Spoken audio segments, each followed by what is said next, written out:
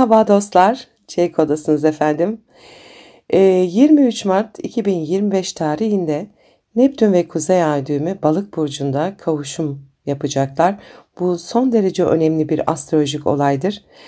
Bu kavuşum kişisel ve kolektif düzeyde ruhsal, duygusal ve karmanın derin temalarını ön plana çıkartacaktır. Balık burcunun temsil ettiği sezgiler, spiritüellik, fedakarlık ve koşulsuz sevgi gibi enerjilerle birleşerek anlamlı bir dönüş sürecini tetikleyecektir. Astrolojik gündeme geçmeden önce minik bir hatırlatma yapmak istiyorum.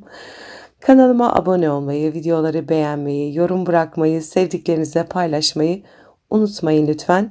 Desteğiniz için teşekkür ederim. Balık burcunun yöneticisi olan Neptün, burada kendi enerjisini en saf haliyle ifade edebilir. Bu kolektif bilinçle bağlantılı, sezgisel rehberlik, sanat, ilham ve maneviyatın doğruğa çıkması anlamına gelir. Ancak aynı zamanda kafa karışıklığı, kaçış arzusu ve gerçeklikten uzaklaşma risklerini de artırır. Neptün'ün balıktaki rolü, egoyu aşarak insanlığın birliğini deneyimlemeye yöneliktir. Yani bu kavuşum sınırların kalktığı bir teslimiyet ve şefkat zamanını ifade eder. Kuzey Ay düğümü ruhsal evrimimizin yönünü temsil eder ve bizden yeni şeyler öğrenmemizi ister. Balık burcundaki konumu birey ve toplum olarak daha fazla maneviyat, koşulsuz sevgi ve kabullenmeye doğru bir yolculuğa çıkmamızı gerektirir. Bu süreç kendi iç dünyamızı keşfetmeyi, sezgilerimize güvenmeyi ve evrensel bir plana teslim olmayı teşvik eder. Ancak bunu yaparken kurban bilinci veya gerçeklikten kaçma gibi balığın gölgelerinden kaçınmamız gerekir. Bu kavuşum yalnızca bireylerin değil, insanlığın bir bütün olarak geçmişteki eylemlerinin sonuçlarıyla yüzleşmesini gerektirir. Karma yani. İklim değişikliği, toplumsal eşitsizlikler veya insanlığa zarar veren sistemlerin yıkılmaya başlaması gibi konular gündeme gelebilir. Geçmişin hatalarını kabul etmek ve bu hatalardan ders almak için güçlü bir farkındalık zamanı olacaktır. Özellikle Neptün'ün güçlü balık enerjisi affetme ve iyileşme sürecini hızlandırabilir. Bu dönem ilahi bir plana güvenmeyi ve kontrolü bırakmayı öğrenmek için ideal bir zamandır. Hayatlarımızda tam olarak anlamlandıramadığımız durumlarla karşılaşabiliriz. Ancak bu durumlar bizi daha büyük bir anlayışa götürür. Sezgiler ve rüyalar çok yoğun hale gelebilir. Ruhsal rehberlik arayışında olanlar için meditasyon, dua veya yaratıcı ifadeler önemli kapılar açabilir. Balık burcu ilhamın ve sanatsal yaratımın burcudur. Neptün ve Kuzey Ay düğümünün bu burçta kavuşumu sanatta büyük dönüşümleri tetikleyebilir. İlhamın sınırları aşılabileceği için müzik, sinema, resim ve edebiyat gibi alanlarda olağanüstü eserlerin ortaya çıkabileceği bir dönemdir. Bu enerjiyi bireysel olarak da kullanabilirsiniz. Kendi yaratıcı yeteneklerinize yönelmek ve bu yetenekleri ruhsal bir ifade aracı olarak kullanmak size derin bir tatmin duygusu getirebilir. Balık burcu koşulsuz sevginin burcudur. Bu dönemde ilişkilerde fedakarlık, şefkat ve anlayış ön plana çıkabilir. Eski yaraların iyileşmesi, geçmişte kırıldığınız insanları affetme veya ilişkilerde derin bir bağ kurma ihtiyacı artabilir. Ancak sınır koymayı öğrenmek de önemlidir. Çünkü Neptün enerjisi kişisel sınırların kaybolmasına neden olabilir. Bu dönemde meditasyon ve rüya günlükleri tutmak çok faydalı olacaktır. Bu dönem rüyalar yoluyla önemli mesajlar alabilirsiniz. Bir rüya günlüğü tutarak bilinçaltı mesajlarını anlamaya çalışabilirsiniz. Meditasyon, Neptün'ün sezgisel enerjisiyle uyumlanmanıza yardımcı olabilir. Balık burcu su elementini temsil ettiği için su kenarında zaman geçirmek veya deniz, göl gibi doğal alanlarda bulunmak ruhsal olarak sizi arındırabilir. İlham dolu bir dönem olduğu için yazı yazmak, resim yapmak, müzikle ilgilenmek gibi aktiviteler size hem ruhsal bir denge hem de kendinizi ifade etme alanı sunar. Neptün'ün enerjisi geçmiş yüklerden kurtulmak ve affetmek için idealdir. Eski yaraları iyileştirmek için bağışlama pratikleri yapabilirsiniz. Neptün, Kuzey Ay düğümünün Balık burcunda kovuşumu, 2025 yılında insanlık için bir ruhani dönüm noktası olarak düşünebiliriz. Bu kavuşum bireylerin kendi içsel rehberliklerini bulması, daha yüksek bir bilince erişmesi için muazzam bir fırsattır. Bu enerjiyi doğru kullananlar için hem kişisel hem de kolektif düzeyde anlamlı ve kalıcı dönüşümler mümkün olacaktır. Şimdi gelelim burç yorumlarına. Merhaba boğalar, Neptün ve Kuzey Ay düğümünün Boğa burcunun 11. evinde kavuşması, sosyal çevre, arkadaşlıklar, kolektif idealler ve gelecekle ilgili hedefler üzerinde güçlü bir etki yaratır. 11. ev astrolojide arkadaş grupları, sosyal topluluklar, insanlık için kolektif çabalar ve uzun vadeli hayalleri temsil eder. Bu kavuşum boğa burçları için hem sosyal yaşamda hem de ideallerinde büyük bir dönüşüm süreci başlatabilir. Astrolojik gündeme geçmeden önce minik bir hatırlatma yapıyorum. Kanalımıza abone olmayı, videoları beğenmeyi ve sevdiklerinizle paylaşmayı unutmayın lütfen. Ayrıca bu kavuşum Balık burcunun son derecelerinde olduğu için ev sistemine göre kaymalar yaşanabilir. Bir önceki ve bir sonraki burcun yorumlarını da dinlemeyi unutmayın lütfen. 11. ev, bireyin toplumla olan ilişkisini, ideallerini ve kolektif vizyonlarını temsil eder. Bu evde gerçekleşen Neptün ve Kuzey Ay düğümü kavuşumu, Boğa burçlarının geleceğe dair umutlarını, arzularını ve ideallerini dönüştürebilir. Daha spiritüel, daha yaratıcı veya insanlığa hizmet etmeye yönelik bir yönelime girebilirsiniz. Eski hedefler artık anlamını yitirebilir ve yerini daha anlamlı, ruhsal olarak tatmin edici hedefler alabilir. Mevcut arkadaşlıklarınızı ve sosyal çevrenizi sorgulamanıza neden olabilir. Bu dönemde bazı arkadaşlıklar sona erebilir ve yerini yeni, daha anlamlı bağlara bırakabilir. Manevi veya yaratıcı alanlarda sizinle aynı frekansta olan insanlarla bir araya gelme olasılığı yüksektir. Bu kavuşum sizi topluma daha fazla katkıda bulunmaya, sosyal sorumluluk projelerine katılmaya veya insani bir davaya hizmet etmeye yönlendirebilir. Özellikle hayırseverlik veya çevresel konular gibi alanlarda farkındalık geliştirebilirsiniz. 11. evdeki Neptün hayallerinizi daha büyük ve evrensel bir çerçevede değerlendirmenize neden olur. İlham dolu bir döneme giriyorsunuz. Yaratıcı projeler veya toplumsal fayda sağlayan hedefler öncelikli hale gelebilir. Bu süreçte sizinle aynı ruhsal ve yaratıcı dalga boyunda olan insanlarla tanışma olasılığı yüksektir. Ruhsal gruplar, kolektif çalışmalar veya sanatsal topluluklar içinde yer alabilirsiniz. Ancak dikkat edilmesi gereken bir nokta insanların gerçek niyetlerini değerlendirmek olacaktır. Neptün bazen yanılsamalara neden olabilir ve yeni insanlarla fazla hızlı güvenmekten kaçının. Arkadaşlıklarınızda şefkat, anlayış ve bağışlama temaları öne çıkabilir. Eski yaraları iyileştirme veya dostluğu yeniden canlandırma fırsatı bulabilirsiniz. Ancak bu dönemde başkalarının duygusal yüklerini gereğinden fazla üstlenmemeye dikkat edin. Kendinizi topluma daha faydalı kılmak isteyebilirsiniz.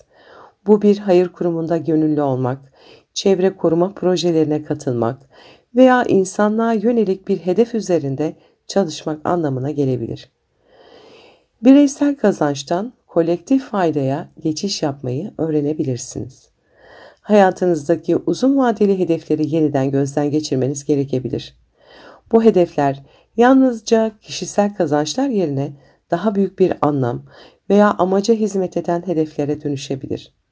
Hayal gücünüzü ve yaratıcılığınızı kullanarak bu dönemde ilham verici projelere öncülük edebilirsiniz.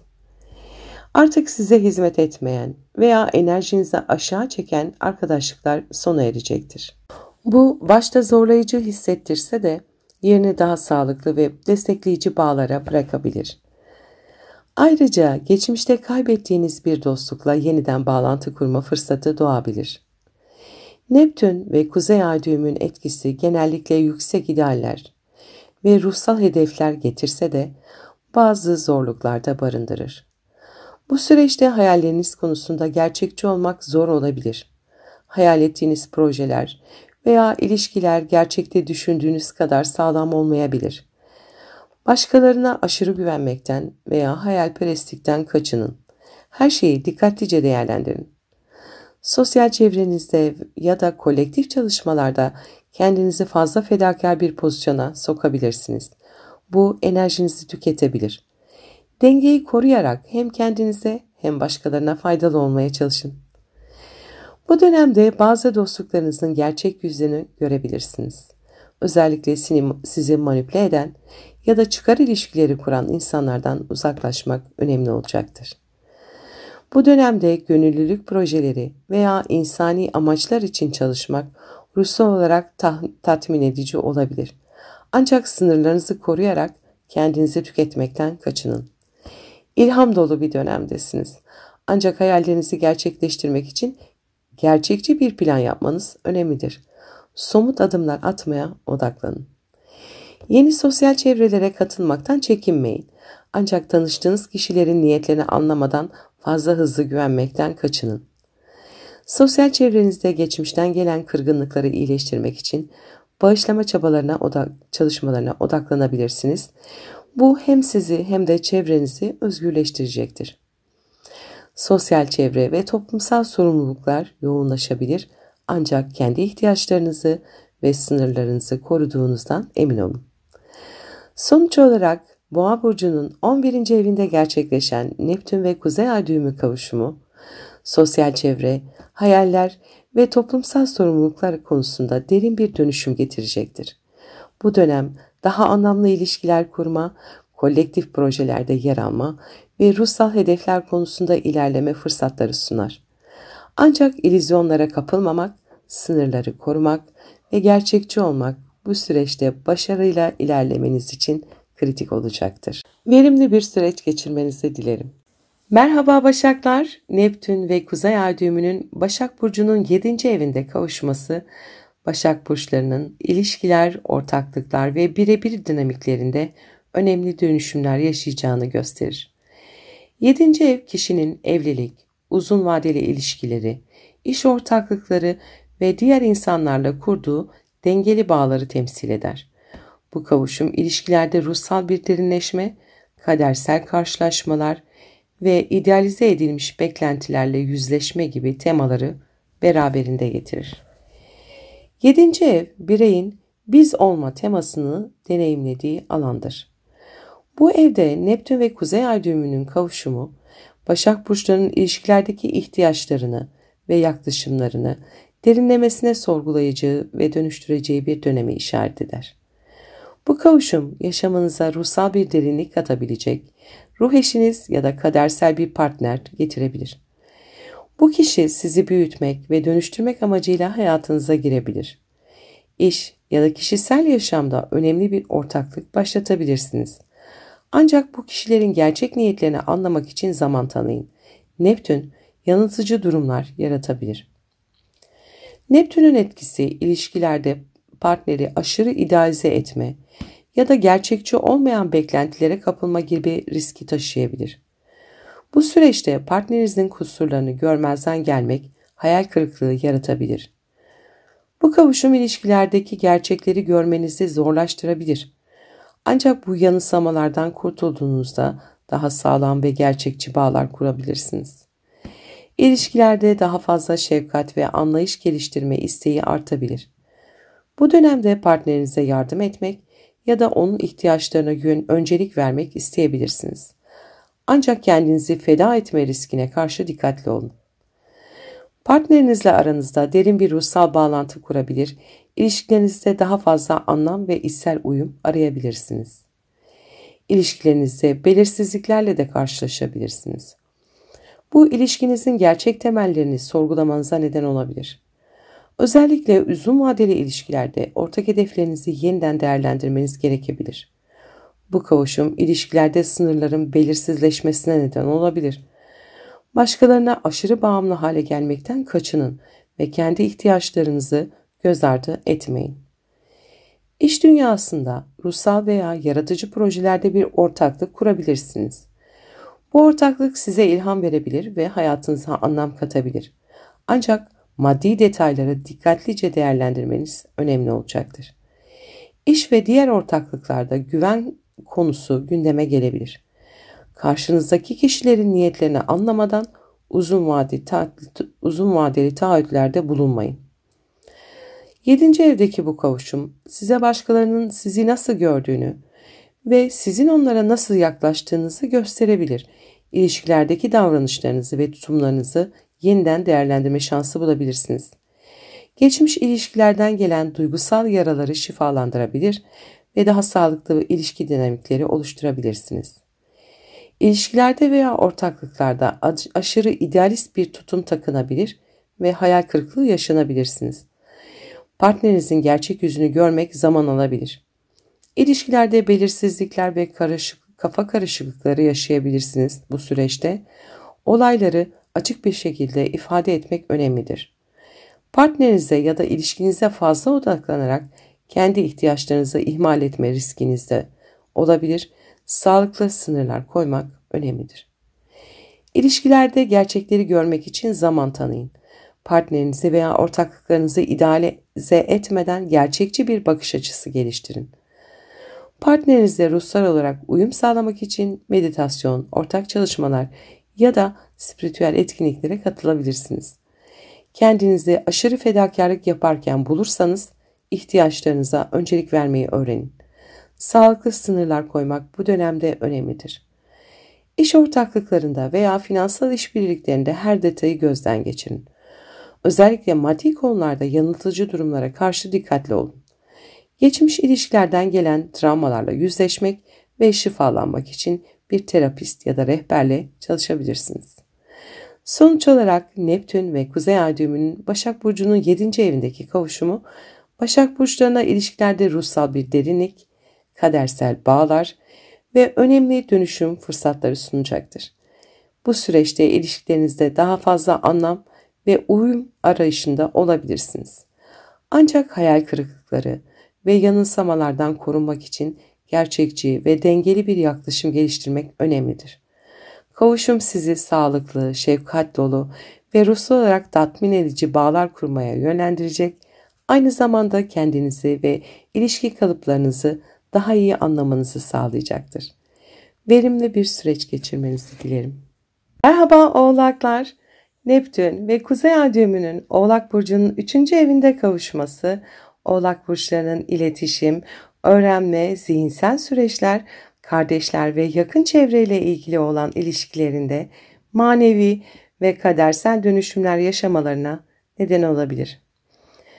3. ev, kişinin günlük yaşamındaki iletişimini, öğrenme biçimini, kısa yolculukları, komşularıyla olan ilişkilerini ve kardeşlerle bağlarını ifade eder.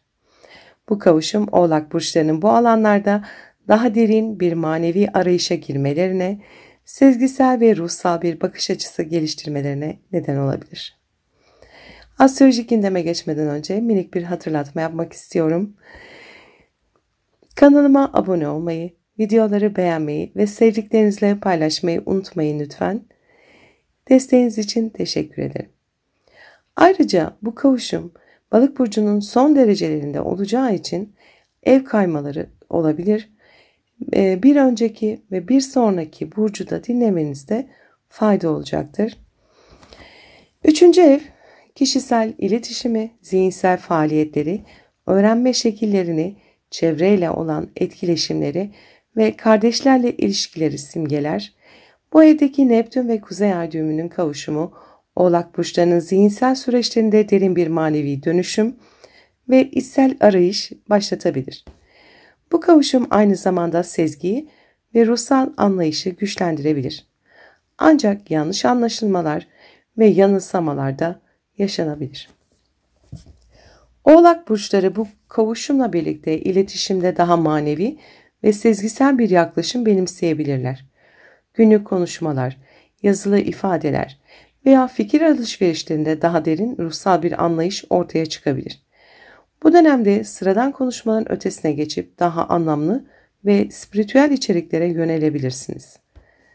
Neptün'ün etkisiyle iletişimde yanlış anlamalar veya yanılsamalar olabilir.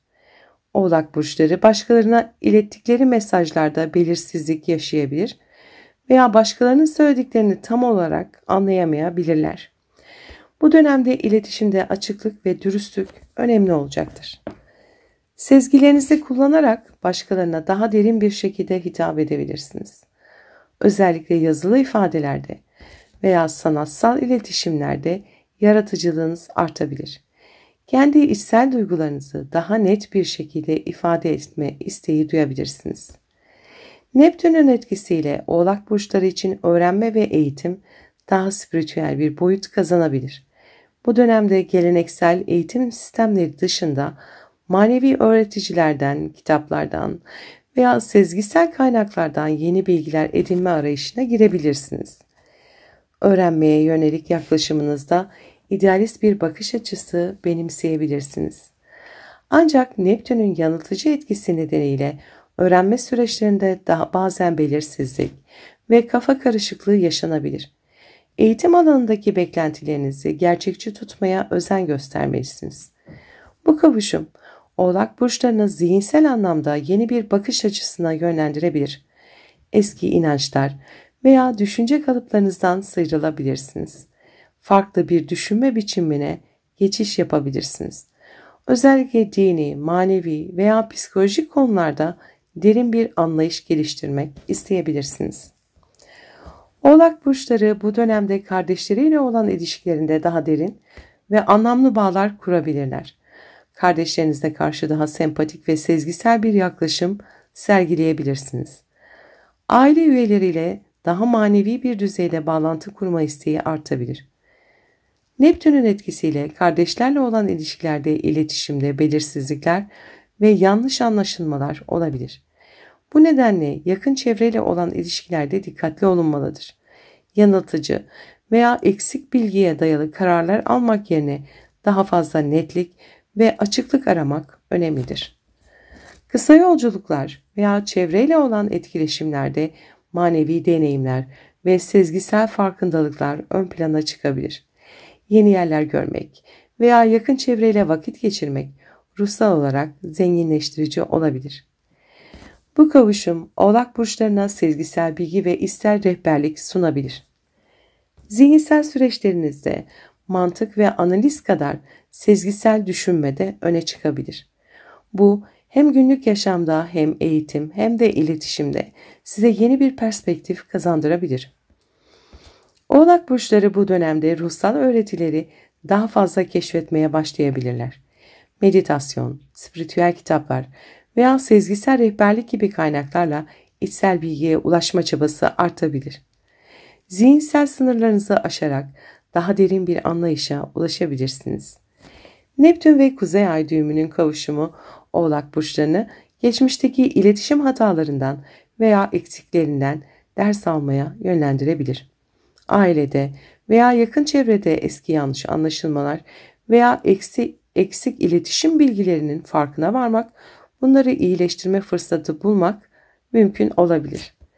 Kardeşler, komşular veya yakın çevreyle olan iletişimde geçmişten gelen duygusal engelleri aşmak gerekebilir.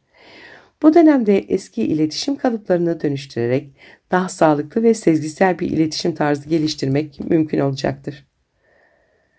Neptün, belirsizlik ve yanılsamalar yaratabileceği için iletişimde, eğitimde, komşularla ilişkilerde gerçekleri karıştırmamak önemlidir. Başkalarına verdiğiniz mesajların yanlış anlaşılma riski bulunabilir. Eğitim ve bilgiye dair aşırı idealist beklentiler oluşturmak hayal kırıklığına yol açabilir. Bu dönemde daha gerçekçi ve somut bir yaklaşım belirlemek faydalı olacaktır. Zihinsel süreçlerde belirsizlik hissi kaçma eğilimlerine yol açabilir. Bu dönemde kafanızda net hedefler ve yollar belirlemeye çalışın. İletişim kurarken belirsizliklerden kaçının. Duygusal ve sezgisel düşüncelerle hareket ederken başkalarına karşı net olmaya çalışın.